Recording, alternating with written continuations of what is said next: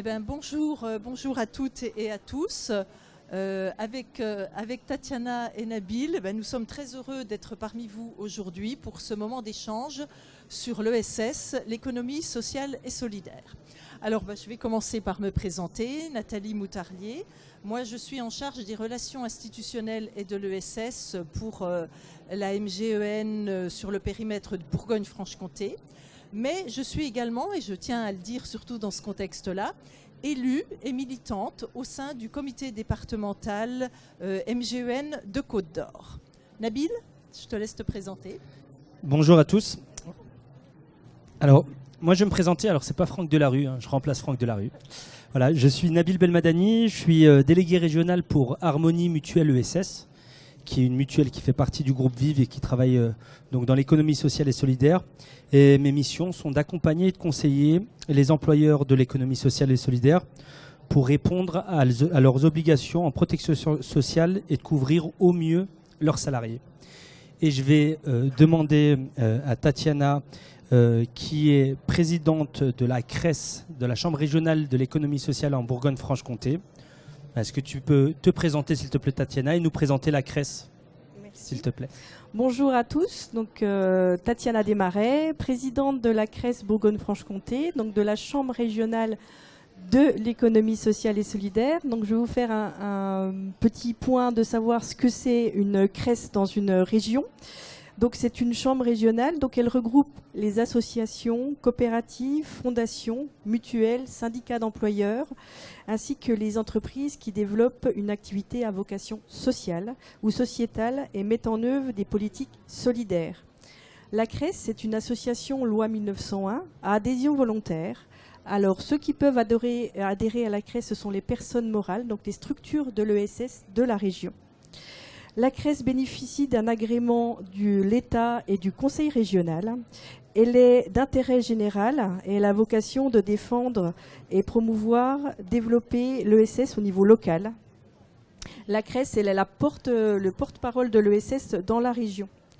Alors, pour faire simple, au niveau de la CRES, on a 4 missions principales.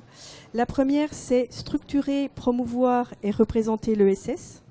La CRES soutient et porte des réflexions collectives sur l'ESS dans le territoire.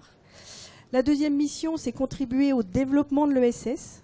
Alors on met en place des outils pour informer, orienter et répondre aux besoins des entreprises du territoire. La troisième mission, c'est soutenir l'emploi et la formation. Dans une situation qu'on connaît actuellement en déficit d'emploi, manque de recrutement, on a toute notre place pour porter tout l'emploi et la formation sur les entreprises de l'ESS. Et la quatrième mission, c'est observer et analyser. La CRES produit une information 2 à 3 fois par an par des panoramas, par des études qualitatives, car nous avons un observatoire régional de l'économie sociale et solidaire. Vous pourrez retrouver sur le site de la CRES toutes nos publications avec les chiffres de l'ESS de notre région. Donc avant de continuer, je vais peut-être quand même définir l'ESS dans la perspective de nos échanges que nous aurons pendant cette table ronde et puis vous donner quelques chiffres dans la région. Donc l'ESS, c'est un mouvement économique et social constitué de personnes qui s'engagent et entreprennent ensemble. Donc on est bien dans la thématique l'audace d'entreprendre.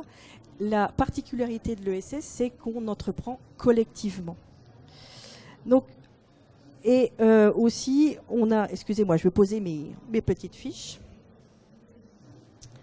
On a 3 fondamentaux dans l'économie sociale et solidaire. Le premier, c'est que la personne est au cœur de l'économie. Le projet d'une organisation de l'ESS a une utilité sociale ou sociétale. Il est réalisé au service d'un collectif, pas pour une personne isolée. Le deuxième fondamental, c'est la gouvernance démocratique. Dans l'ESS, les dirigeants sont élus et les décisions sont prises par le principe « un homme égale une voix ». Et le troisième fondement de l'ESS, c'est un modèle économique spécifique. On peut se retrouver avec une hybridation des ressources dans une entreprise de l'ESS quand on fait une mission de service public. Et la particularité de l'ESS, c'est que les excédents, donc les bénéfices faits par l'entreprise, sont réinjectés dans l'entreprise. Il n'y a pas de partage envers des actionnaires, il n'y a pas d'actionnaires dans les entreprises de l'ESS, ce qui fait que tous les fonds vont pour l'activité ou peut-être un peu de fonds propres pour voir quand il y a des jours un peu moins meilleurs et qu'il faut pouvoir pallier et bien sûr payer les salaires de tous les salariés de ces entreprises. Quelques chiffres sur l'ESS. L'ESS en région Bourgogne-Franche-Comté, c'est 11,7% de l'économie de la Bourgogne-Franche-Comté. Ça représente 83 000 salariés équivalent temps plein. Et donc en salariés réels, on est à plus de 110 000 salariés dans la région.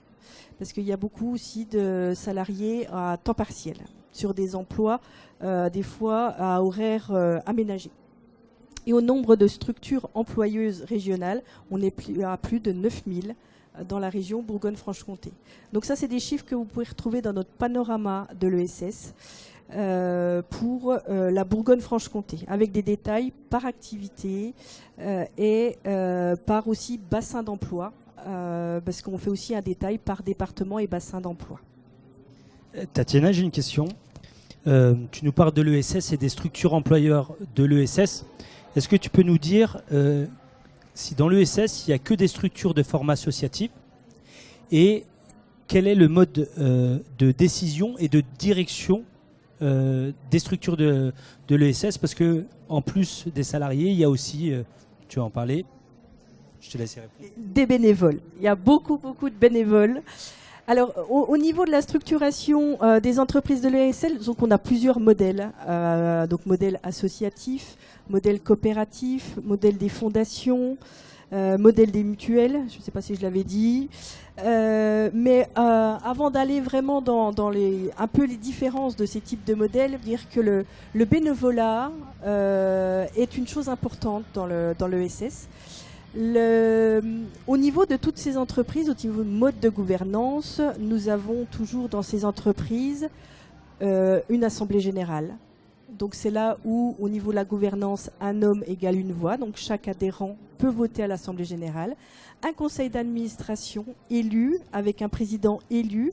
Le président est bien souvent bénévole. Il donne du temps à l'association. On a eu quelques chiffres sur le bénévolat aussi dans la région.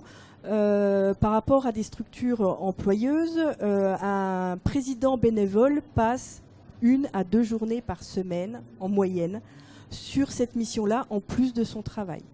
Donc c'est quelque chose de vraiment important et qu'il faut remercier tous les bénévoles qui donnent du temps, de l'énergie pour faire marcher ces structures et qu'on puisse avoir un réel collectif ESS dans la région.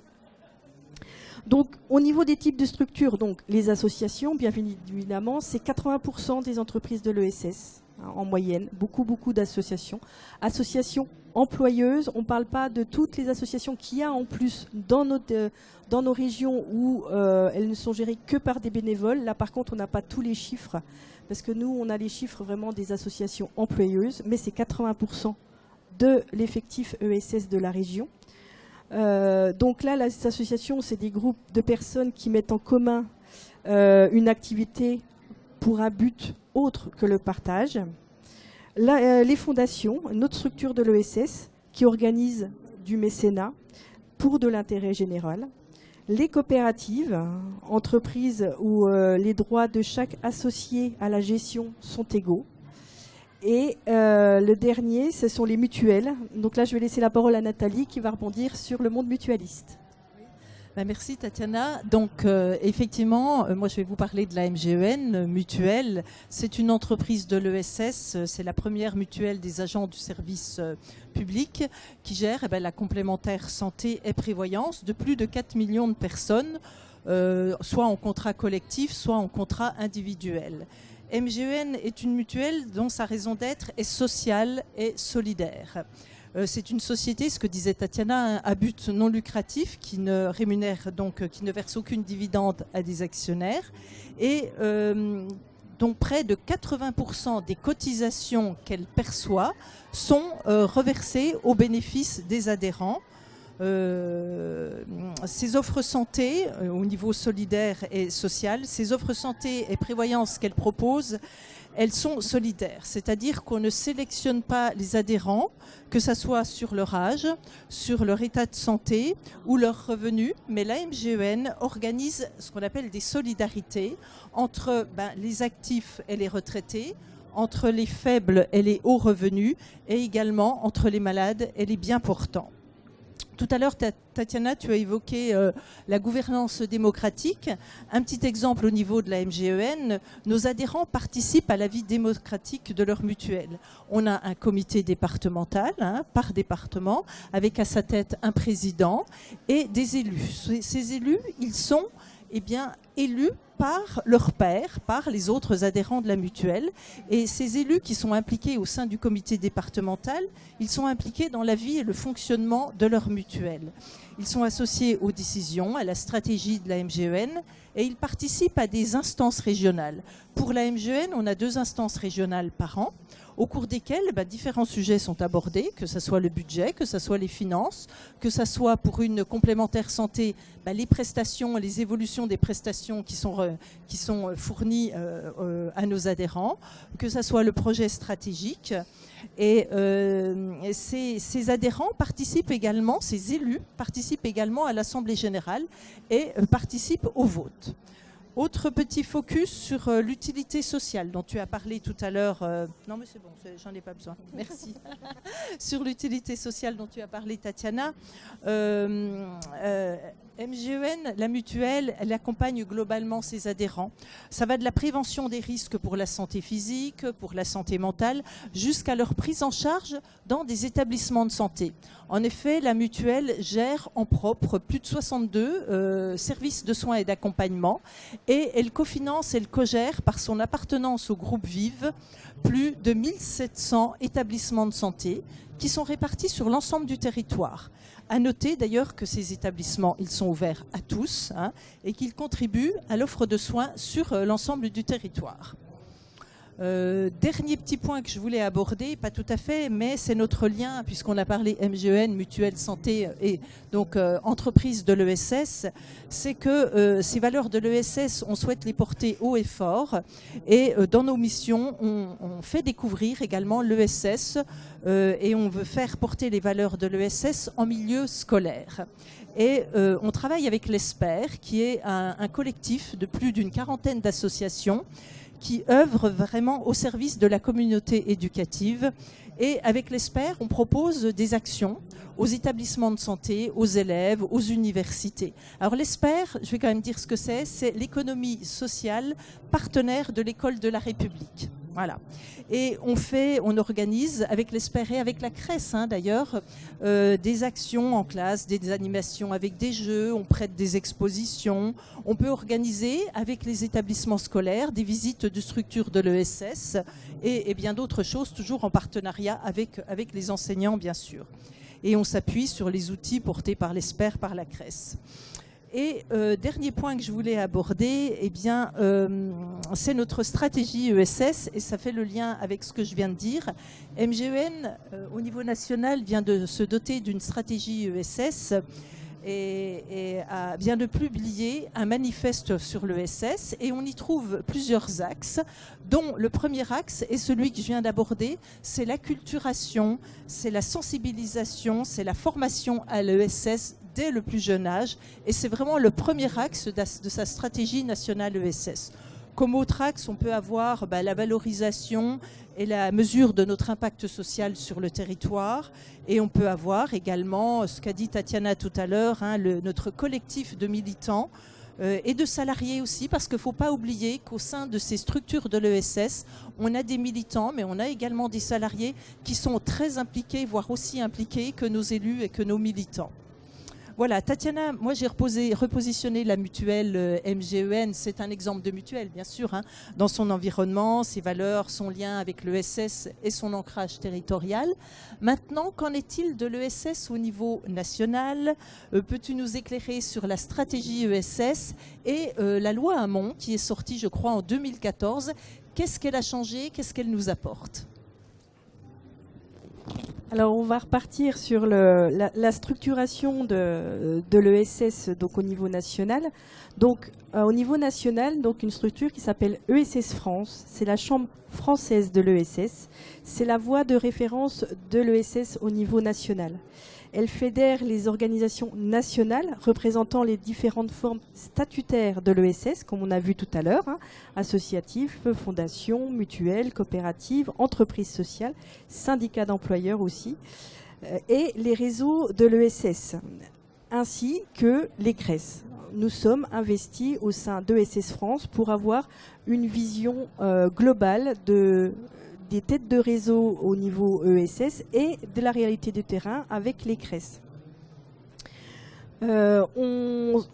Donc ESS France s'investit dans ses activités en valorisant son appartenance et ce mode d'entreprendre et de développement. Le ESS France est reconnu comme structure représentative de l'ESS depuis la loi de 2014, donc la loi relative à l'ESS, dite loi Hamon.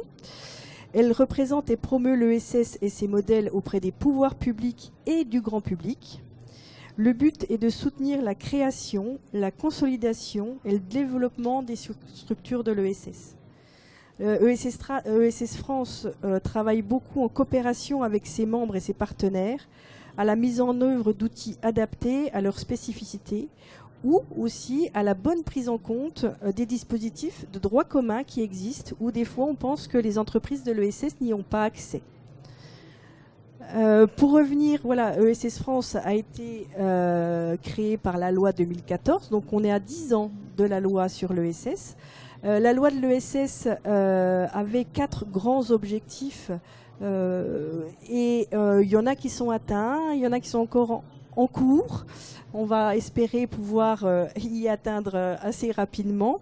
Les objectifs de la loi, pour rappel, on avait le premier objectif, c'était la reconnaissance de l'ESS comme un mode d'entreprendre clairement défini. Alors là, avec la loi, l'article 1er et l'article 2 de la loi de l'ESS, c'est la définition de l'ESS. C'est la définition de l'ESS que je vous ai dit tout à l'heure. Donc là, elle est reprise dans la loi pour qu'on ait tous la même définition sur le périmètre de l'ESS. Le deuxième objectif, c'est une meilleure structuration de l'écosystème au niveau national et régional. Donc la loi reconnaît les organisations représentatives de l'ESS, donc ESS France, la chambre française de l'ESS, ainsi que les CRES. La loi aussi crée des instances de débat où peuvent être co-construites les politiques publiques, État et collectivités territoriales. Alors là, je peux dire que vous savez peut-être, parce que la communication est déjà partie de part du Conseil régional, mais la conférence régionale de l'ESS cette année a lieu le 5 novembre à Dole. Et donc, cette conférence qui a lieu tous les 2 ans, c'est une émanation de cette loi où l'État et le Conseil régional construisent des espaces de débat où, après, nous, en tant que CRES, nous sommes associés à l'élaboration de cette conférence. Et donc, je vous invite tous, si vous pouvez venir sur ce temps d'échange, sur toute une journée, qui est toujours très, très intéressant. Je fais un peu de pub en passant. Le troisième objectif de la loi, c'était conforter le développement de ce mode d'entreprendre avec une ambition de changement d'échelle. Alors, la loi, elle ébauche des politiques publiques fondées sur des notions qui sont un peu ambitieuses. En fait, on n'arrive pas en matière d'achat socialement responsable, mais on n'a encore pas tous les moyens financiers dédiés au développement de cet écosystème. Donc là, c'est encore un objectif qui est encore à travailler. On a tous les ans la semaine des achats socialement responsables qui se déroule au mois de mai pour aussi acculturer grand public et toute structure, que ce soit de l'ESS ou non de l'ESS, sur ces achats socialement responsables.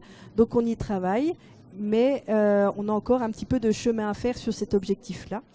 Et le dernier objectif, donner du pouvoir d'agir aux salariés.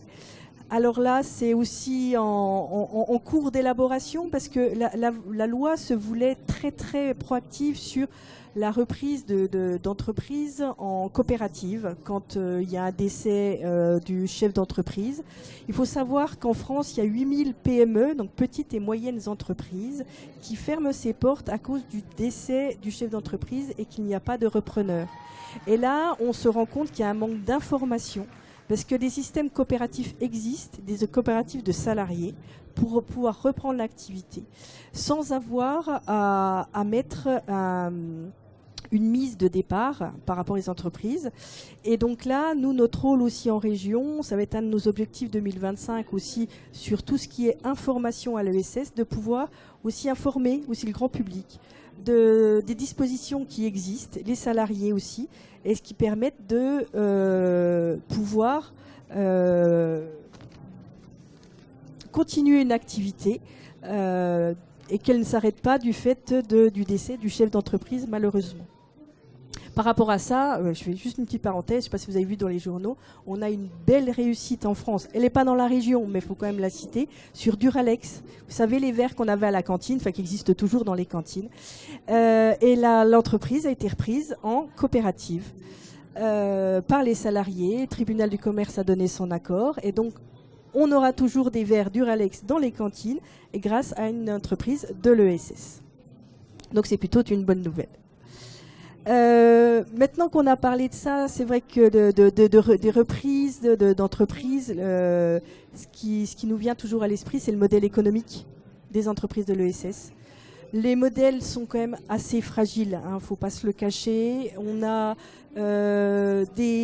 quand on a des hybridations de ressources, que ce soit des ressources de fonds publics, de fonds privés, quand on a des prestations de services, il y a toujours une partie un peu d'aléatoire. On est dans une situation où l'État baisse un peu les subventions de fonctionnement ou même de projets sur certaines activités, ce qui font que c'est des entreprises qui peuvent être un petit peu quelquefois en difficulté, mais le fait est que on essaye de trouver des solutions et le point commun de toutes ces entreprises, c'est essayer de contribuer à la société. Et là, je voudrais te poser une question, Nabil, par rapport à toi, à ton travail au niveau d'Harmonie Mutuelle ESS. Qu'en pensent ces entreprises que tu accompagnes ? Alors, pour les entreprises de l'ESS que j'accompagne, moi je les accompagne sur la partie protection sociale, donc c'est la couverture des salariés pour être en accord avec leurs obligations professionnelles. On se rend compte que les salariés sont là par vocation, qui sont là par rapport aux valeurs comme tu disais, d'accompagnement de la structure, mais elles rencontrent tous une problématique commune, c'est la valorisation des métiers dans l'économie sociale et solidaire. C'est les financements, comme tu le disais, qui baissent de plus en plus. Et c'est le recrutement, parce que le recrutement de professionnels est de plus en plus compliqué dans l'économie sociale et solidaire. Et là, moi, je te retourne une question. C'est comment la Chambre régionale de l'économie sociale et solidaire en région accompagne et aide ces structures-là. Alors, au niveau de la CRES, je crois que je ne sais plus si je l'ai dit ou pas, au niveau du conseil d'administration de la CRES, ce sont les têtes de réseau régionales et des structures de l'ESS qui sont au conseil d'administration. Ce sont les personnes morales qui sont au conseil d'administration de la CRES. Et en sein de ce conseil d'administration, donc on prend les orientations pour les missions des chargés de mission après à la CRES.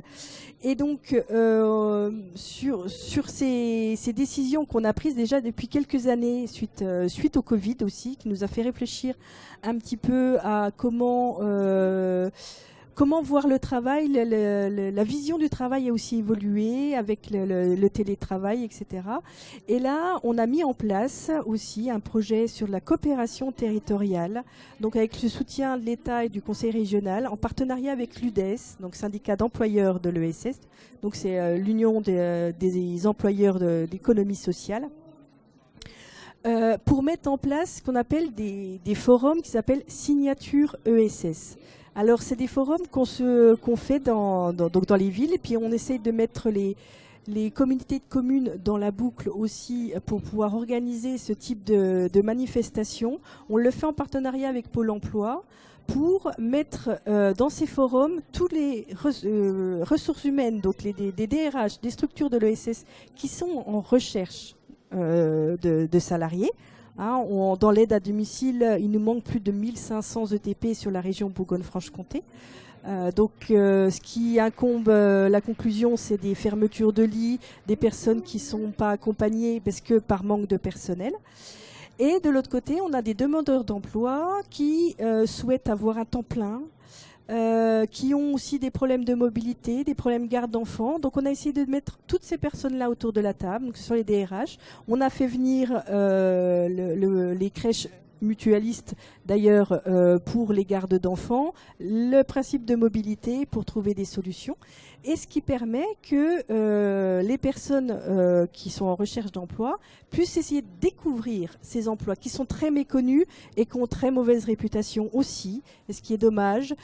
Et le fait d'avoir tous les dirigeants donc au même endroit, on a pu sur les 2 dernières années obtenir donc 40 emplois CDI temps plein, mais pas forcément sur la même entreprise. Et d'avoir un mi-temps, donc ce qui correspond à la personne qui souhaitait un temps plein. Par contre, l'entreprise, elle peut ne fournir qu'un mi-temps parce que c'est peut-être des emplois le matin ou la restauration scolaire ou alors de l'aide à domicile l'après-midi, suivant les besoins des personnes. Et donc on a pu combler que la personne ait un temps plein avec 2 employeurs. C'est parce qu'on a réussi à mettre tout le monde autour de la table sur ce sujet-là. C'est ce qu'on essaie de faire pour donc les territoires qui étaient un peu en grande difficulté de recrutement, mais on voudrait les s'aimer aussi sur la grande région pour que dans toutes les grandes communautés de communes, on ne va pas faire toutes les petites. Voilà, la CRES, c'est une équipe de 6 salariés, hein, donc on ne peut pas non plus se démultiplier malheureusement, même s'il y a des élus du conseil de l'administration qui nous aident beaucoup sur ces forums et qui sont présents le jour J pour nous aider. Je ne sais plus où je voulais en venir en fait. On va essayer d'essaimer un peu partout parce que la politique de l'emploi et la méconnaissance de ces emplois qui ont des fois mauvaise réputation, on essaie de lever tout ça pour que tout le monde soit gagnant. Voilà, alors est-ce que je passe à la conclusion ? 2-3 mots de conclusion sur notre petite table ronde aujourd'hui. Donc juste pour vous rappeler les fondamentaux de l'ESS, donc 3 fondamentaux importants, la gouvernance, un homme égale une voix, les excédents des entreprises sont réinvestis et le bénévolat des dirigeants de ces structures qui aident à faire tourner l'économie. Et on avait mis une petite question dans le titre de notre table ronde, c'est l'ESS alternative ou réalité, point d'interrogation. Et moi je répondrais à ça les 2, parce que ça peut être une alternative comme on a vu l'exemple du Ralex pour reprendre les activités, réalité, parce que l'ESS existe depuis très longtemps, des fois mal connu, et donc il faut qu'on en fasse encore la promotion, mais ça existe. Et donc soyez fiers d'être dans l'ESS, ou si vous n'y êtes pas encore, venez vers nous, et on a beaucoup aussi d'emplois à pourvoir dans l'ESS. Merci. Merci à vous.